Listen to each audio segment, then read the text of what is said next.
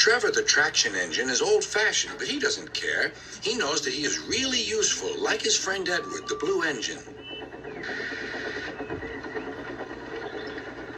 Early one morning, Trevor was chuffing about the vicarage orchard. He had important news for Edward. The vicar says that not all children are able to have holidays by the sea, so he's having a garden party to raise money for a seaside trip.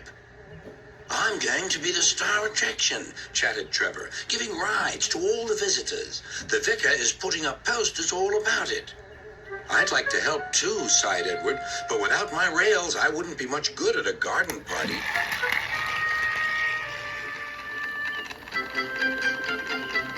It was a beautiful day, but Edward was worried.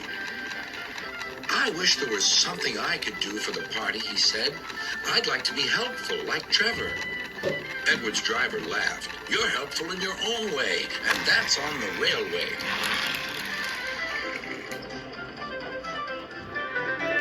Next day, it was Trevor's turn to look disappointed. He had bad news. The vicar's been so busy that he forgot to put up the posters. Now no one will know about the party. But Edward had an idea. Don't worry, he said. Everything is going to be all right. Then he explained to his driver. The vicar can paste his posters on my cab and coaches, so wherever I go, they'll go too. Well done, Edward, said his driver. I'm sure Sir Topham Hatt will agree. As indeed he did. Edward steamed happily through the stations collecting his passengers. Look, they said, the vicar is holding a party. We must go to that. Later, Trevor was resting in the orchard shed when Bertie rolled by. Hello, Trevor. Why are you dozing there like an old stick in the mud? I'm not dozing. I'm resting, replied Trevor. Then he told Bertie about the vicar's party. I'll be there too, boasted Bertie. I'm not sure people will want to ride on an old traction engine after traveling in a smart red bus like me. The party day arrived. It had rained heavily during the night, and the orchard ground was soaked. Rain and mud won't spoil my day, said Trevor. No, indeed, agreed his driver. We'll stay on the road, then we won't get bogged down.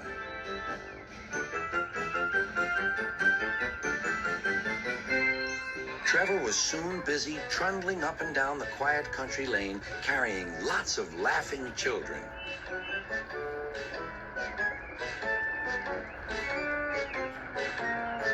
He was just turning a corner when he heard Bertie. Hello, old-timer. I'm taking everyone to the party. People have come from all over the island. Trevor gave Bertie a cheerful whistle and turned back toward the orchard. Then there was trouble. Help, I'm stuck, shouted Bertie. His wheels had sunk deep in the orchard mud. Terence the tractor arrived just in time. I'm the one who has to plow fields, laughed Terence. We'd better get you out of here. Using strong ropes, Terence and Trevor pulled Bertie clear of the mud. This will teach Bertie a thing or two, Trevor chuffered to himself. At last, Bertie was on the road again. Thank you, Trevor. You're not a stick in the mud at all.